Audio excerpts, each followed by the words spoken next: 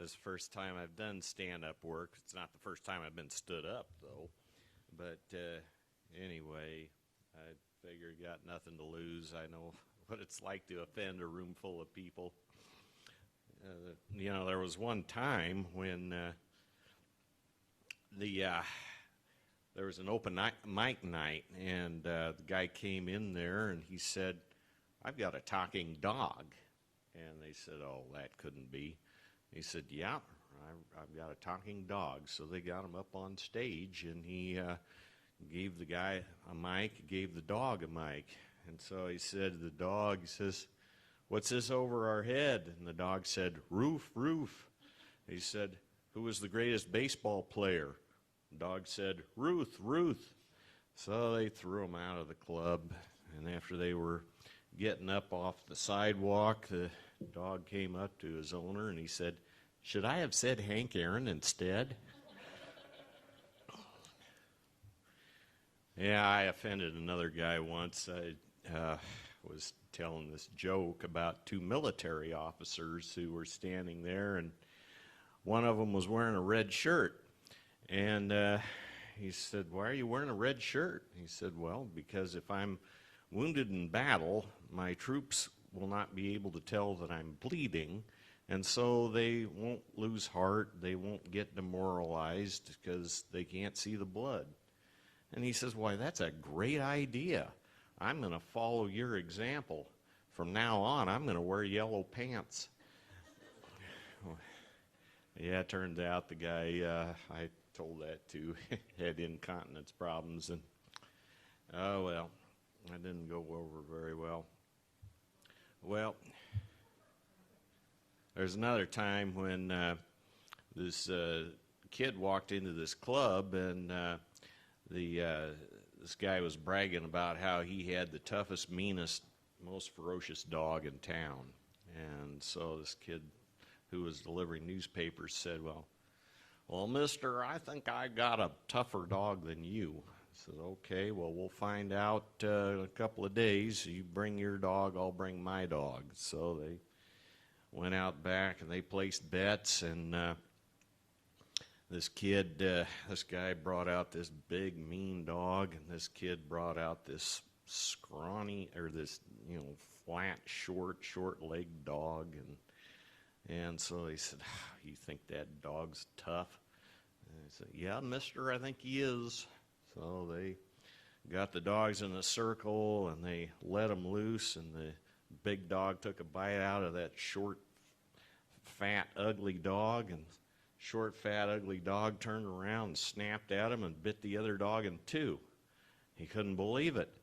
He said, "I can't believe this." So the kid went around collecting bets, and one of the guys said to him, "What kind of a dog is that?" And the kid said, "Well, mister, he was an alligator before I cut off his tail and painted him brown." So anyway, well, I got to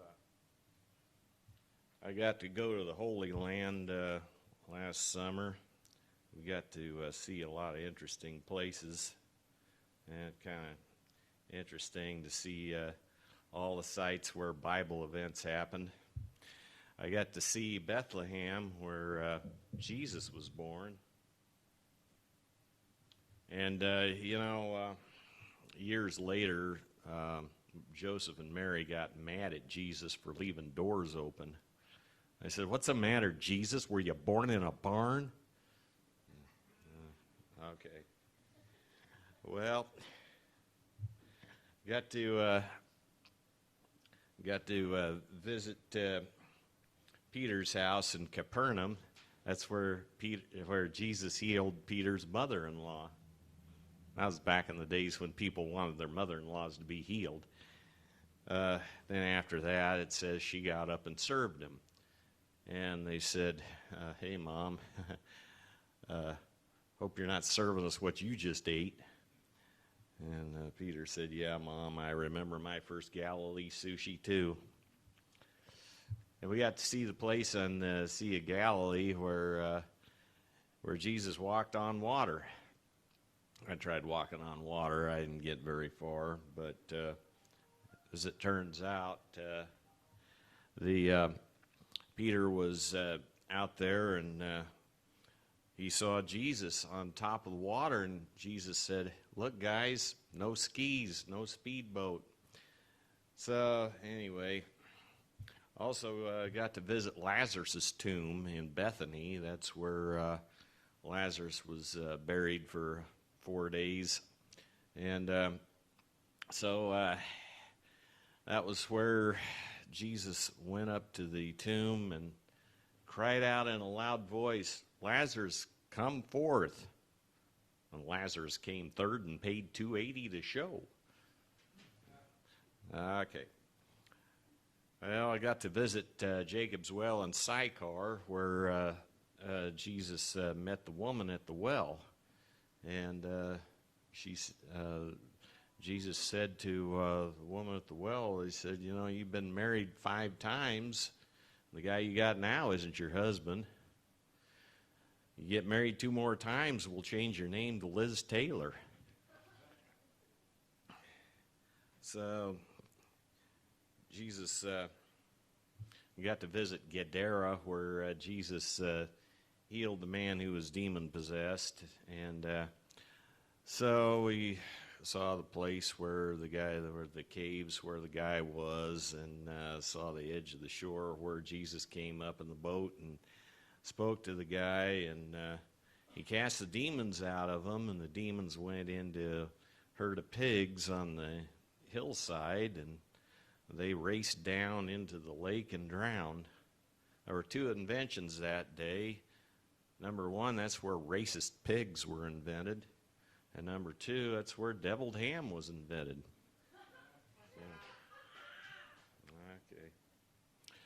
I got to visit Tel Megiddo. That's had Solomon's city there. That's where Solomon's stables were. You know, he had a lot of horses, had a lot of wives. Anyway, that's where Solomon kept his nags. It's also where he kept his horses. Okay. We got to visit Tel Jezreel, where Jezebel ate it. You know, it says that Yehu's boys grabbed her and they threw her off the palace wall, and she was eaten by the dogs. Jezebel's last words were, "You feed the cats, I'll feed the dogs." Well, anyway, they left her head and her hands behind, so at least she didn't give them the finger. So anyway,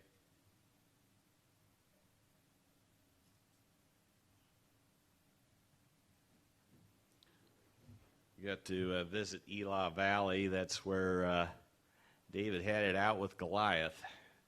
And David took his sling and he hurled a stone at Goliath, and Bible says that the stone hit him in the forehead and sunk deep into his head. Goliath said, "Nothing like that ever entered my mind before." So he was truly stoned. Got to go to the Gulf of Aqaba. That's the Red Sea. That's where the children of Israel crossed, where the Lord parted the Red Sea, and the children of Israel went through the Red Sea. But it says that Pharaoh's chariots followed him, and they went into the seabed after him. And then it says the wheels came off their chariots, and Pharaoh's charioteers started to sing, "You picked a fine time to leave me, loose wheel." Oh, well. Let's see here. Yeah, it's kind of interesting hanging out in Jerusalem, and there were 2 bees that I heard. One said to the other, he says, "You know, we better put on our kippas, or our yarmulkes." Those are those things they wear over their heads. And the other one said, "Why?" He says, "Because we don't want to be mistaken for wasps." So, yeah, I was driving on the freeway in Israel and it's a little faster over there than it's here. And so we're driving along, and there was a fly that hit the windshield, and my friend said, you know, the last thing that went through his mind was his rectum. So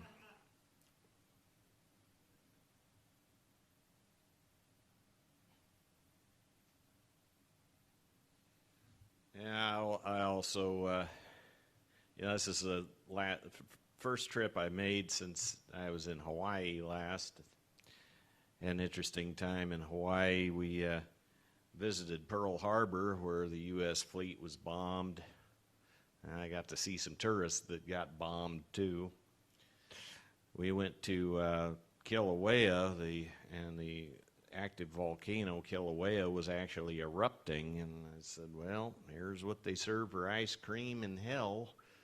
And so we also got to see the dancers in grass skirts. They were friendly, but boy, do they get touchy when you show them a lawnmower.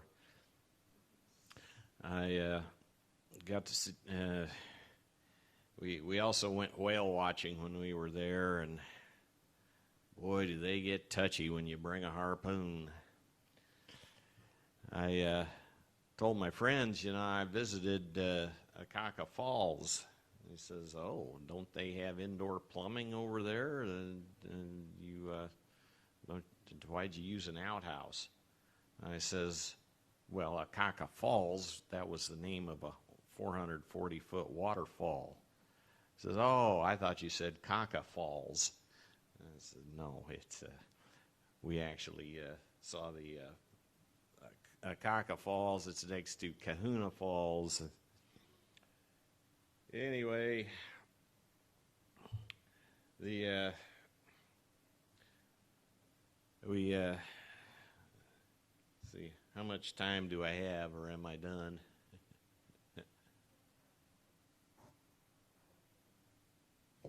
You've got about a minute left. Oh, okay. Well, yeah, we got to go. We got to go to Sodom and Gomorrah when we were there.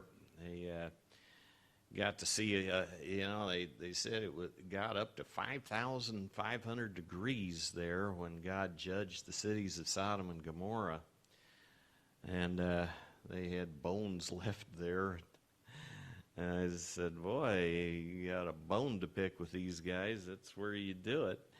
And there was ash on the ground. I said, well, looks like we're kicking ash here in Sodom. So anyway, well, you guys have a good one. We'll see you next time.